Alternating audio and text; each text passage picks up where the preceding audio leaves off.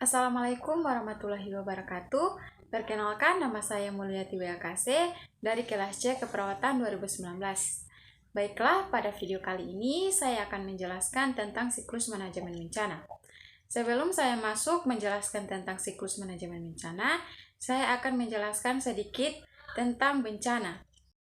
Bencana adalah peristiwa atau rangkaian peristiwa yang mengancam dan mengganggu kehidupan dan penghidupan masyarakat yang disebabkan baik oleh faktor alam, faktor non-alam, maupun faktor manusia, sehingga mengakibatkan timbulnya korban jiwa manusia, kerusakan lingkungan, kerugian harta benda, dan dampak psikologis.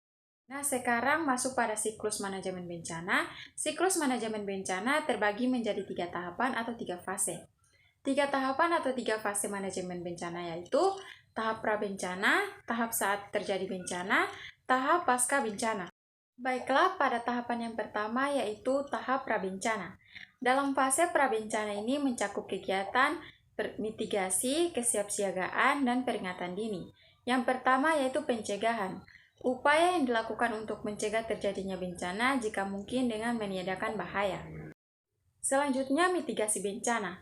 Mitigasi bencana adalah serangkaian upaya yang dilakukan untuk mengurangi risiko bencana, baik melalui pembangunan fisik maupun penyadaran dan peningkatan kemampuan menghadapi ancaman bencana.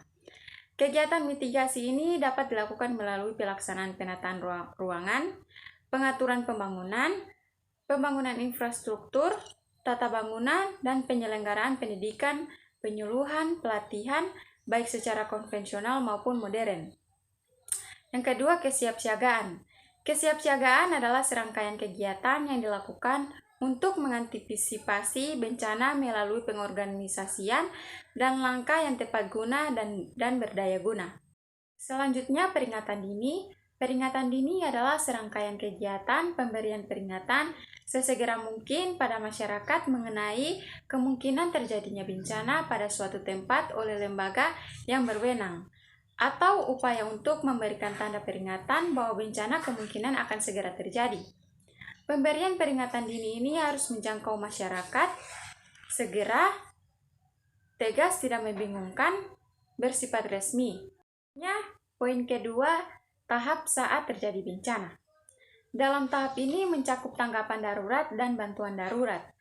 Tanggapan darurat yaitu adalah serangkaian kegiatan yang dilakukan dengan segera pada saat kejadian bencana untuk menangani dampak buruk yang ditimbulkan. Ini meliputi kegiatan penyelamatan dan evakuasi korban, harta benda, pemenuhan kebutuhan dasar, perlindungan, pengurusan pengungsian, dan pemulihan sarana prasarana. Berikut beberapa kegiatan yang dilakukan pada tahap tanggap darurat, diantaranya yaitu poin pertama yaitu pengkajian yang tepat terhadap lokasi, kerusakan, dan sumber daya. Yang kedua, penentuan status keadaan darurat bencana. Yang ketiga, penyelamatan dan evakuasi masyarakat terkena bencana.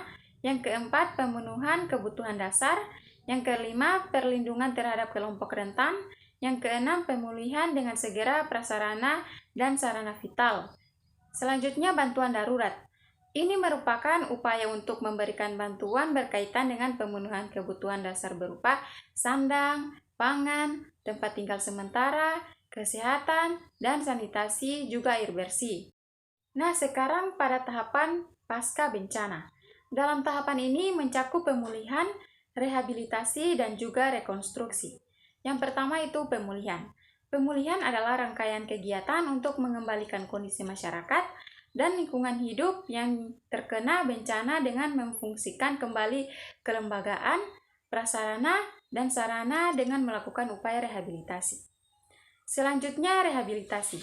Rehabilitasi adalah perbaikan dan pemulihan semua aspek pelayanan publik atau masyarakat hingga tingkat yang memadai pada wilayah pasca bencana dengan sasaran utama untuk normalisasi atau berjalannya secara wajar semua aspek pemerintahan dan kehidupan masyarakat pada wilayah pasca bencana. Yang ketiga, rekonstruksi. Rekonstruksi adalah perumusan kebijakan dan usaha serta langkah-langkah nyata yang terencana dengan baik. konsisten, dan berkelanjutan untuk membangun kembali secara permanen semua prasarana, sarana, dan sistem kelembagaan, baik tingkat pemerintah maupun masyarakat, dengan sasaran utama tumbuh berkembangnya kegiatan perekonomian, sosial, dan budaya, tegaknya hukum dan ketertiban, bangkitnya peran dan partisipasi masyarakat dalam segala aspek kehidupan bermasyarakat di wilayah pasca bencana.